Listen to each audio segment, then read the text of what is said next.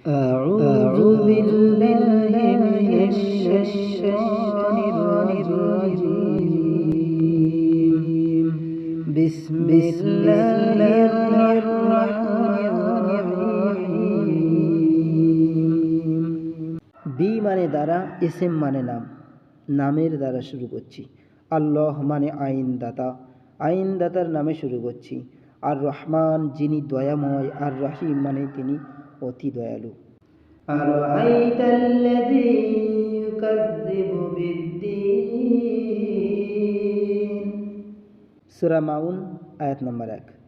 আ মানে কি, রাআইতা তুমি দেখেছো, আল্লাযী মানে যে ব্যক্তি, ইউকাযযিবু মানে অস্বীকার করে, বিদ্দিন বি মানে প্রতি, আর দিন শব্দের অর্থ হলো দিন মানে ধর্ম, আদর্শ, আল্লাহর দেওয়া জীবন বিধান। ফাযালিকাল্লাযী ইয়াদউল ইয়াতীম।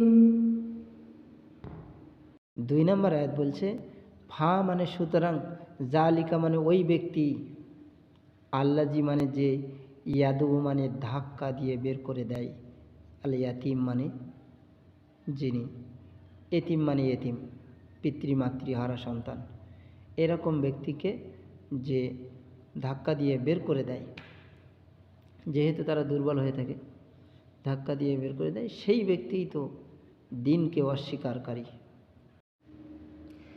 ওয়ালা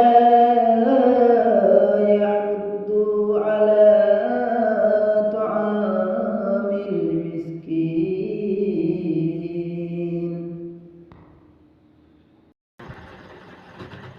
3 নম্বর আয়াত বলছে ওয়া মানে এবং, লা মানে না, ইয়াহুদ্দু সেই ব্যক্তি আহ্বান করে, আলা মানে উপরে, তোয়ামি মানে খাদ্য, খাদ্যর উপরে আহ্বান করে না।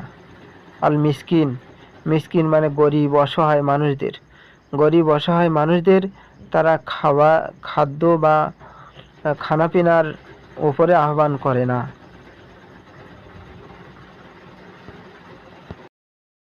ফাওয়াইলুল লিল মুসাল্লিন। 4 নম্বর আয়াত বলছে ফাওয়াইলুন, ফা মানে সুতরাং, ওয়াইলুন মানে ধ্বংস, লি মানে জন্যে, আল মুসাল্লিন শব্দের অর্থ নামাজি, ওই সব নামাজির জন্যে ধ্বংস। কোন নামাজি? আল্লাযীনা হুম আন সালাতিহিম সাহুন। কোন সে নামাজি?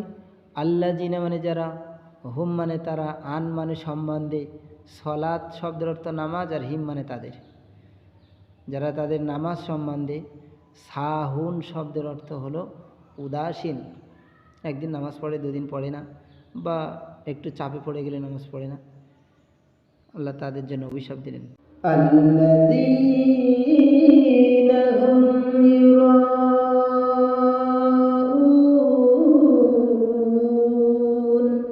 6 নম্বর আয়াত বলছে আল্লাযীনা মানে যারা, হুম মানে তারা, ইউরাউন, ইউরাউন শব্দের অর্থ লোক দেখায়, দেখায় তারা, লোকেদের নামাজ দেখানোর জন্য নামাজ পড়ে, কখনো পড়ে কখনো পড়ে না, এই শ্রেণীর লোক।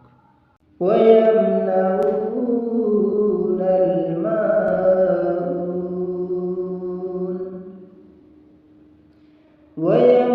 7 নম্বর আয়াত বলছে ওয়া মানে এবং, ইয়ামনাউনা মানে তারা বিরত থাকে, আল মাউন, মাউন শব্দের অর্থ হলো গৃহ ব্যবহার্য জিনিসপত্র, যেমন দা, কুরুল, কোদাল, এসবগুলো মানুষের দেওয়ার ক্ষেত্রে বিরত থাকে। যেমন একেবারে জম কৃপণ লোক, তার বাড়ির ব্যবহার্য জিনিস দা, কুরুল, কোদালটাও মানুষদের দিতে চায় না, তাহলে আর বড় দান যেগুলো সেগুলো দেবে কি করে? তো কৃপণদের বোঝানো হয়েছে যে, এবং যারা মানুষের সহযোগিতা করতে বিরত থাকে, মানুষের টুকটাক সহযোগিতায় যারা বিরত থাকে, তারা ধ্বংস। সূরা মাউন থেকে আমরা 2 ধরনের মেসেজ বিশ্ববাসীর কাছে পৌঁছাতে পারি। তার একটা হলো যে কারা মূলত আল্লাহর দেওয়া জীবন ব্যবস্থাকে অস্বীকার করেছে, তার একটা পরিচয় হলো এই যে যারা এতিমদেরকে বিতাড়িত করে, তার সম্পদ লুণ্ঠন করে খাওয়ার জন্যে এতিমদেরকে তাড়িয়ে দেয়, এতিমদের মানে মারধর করে, অত্যাচার করে, তাদেরকে তাড়িয়ে দেয় এবং তাদের সম্পদ লুণ্ঠন করে খাওয়ার জন্যে, এটা একটা। আর 2 নম্বর হলো যারা গরিব অসহায়দের খাওয়ার বা অন্নদানে বিরত থাকে, অর্থাৎ গরিব অসহায়দেরকে অন্ন প্রদান করে না, খাওয়ার ব্যবস্থা করে না, খাওয়া দাওয়া, বাসস্থান, চিকিৎসার ব্যবস্থা করে না, এই শ্রেণীর ধনী বা সম্ভ্রান্ত অর্থশীল মানুষেরা। এই হলো যারা আল্লাহ বিদ্বেষী বা আল্লাহর দেওয়া বিধান অস্বীকারী, তাদের পরিচয়। আজ আমরা জানি সমাজে মানুষ এতিমদের সংরক্ষণ তো দূর হোক, মিসকিন বা গরিব শ্রেণীর মানুষদের আহার দান তো দূর হোক, বরং তাদের তুচ্ছ তাচ্ছিল্য করে। এ সমাজের সম্পদশালী মানুষের পরিচয় হয়ে গিয়েছে এমন, এ জগতে হায় সেই বেশি চায়, আসে যার ভুরি হরি, রাজার হস্ত করে সমস্ত কাঙালের ধন চুরি। একেবারে রাস্তাঘাট থেকে শুরু করে অসহায় গরিব মানুষের টাকা পয়সা লুটপাট করে যে যেদিক থেকে খেতে পারে সেই প্রতিযোগিতা চলছে।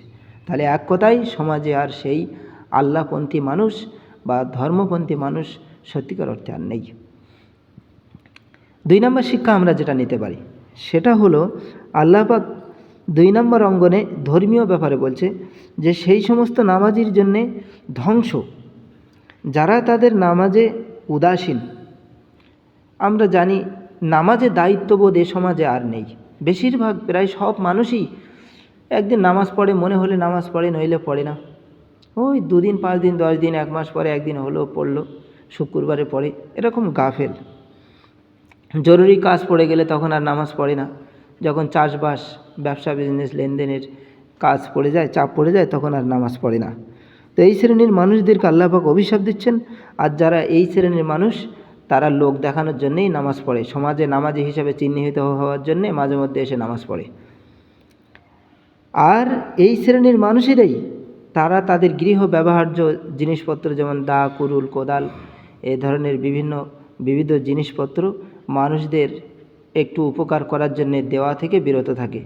কারণ এরা হলো কৃপণ মানুষ, মানুষের উপকার করতে এরা মোটেও চায় না। এই কৃপণ শ্রেণীর মানুষ যারা, আল্লাহ পাক তাদের জন্য বলছেন তাদেরকে অভিশাপ দেওয়া হয়েছে। তাহলে মূলত আমরা সূরা মাউন থেকে এই শিক্ষা পেলাম, 2 ধরনের শিক্ষা পেলাম, একটা হলো সামাজিক আর একটা হলো ধর্মীয় ব্যাপারে, যা স্পষ্ট হয়েছে।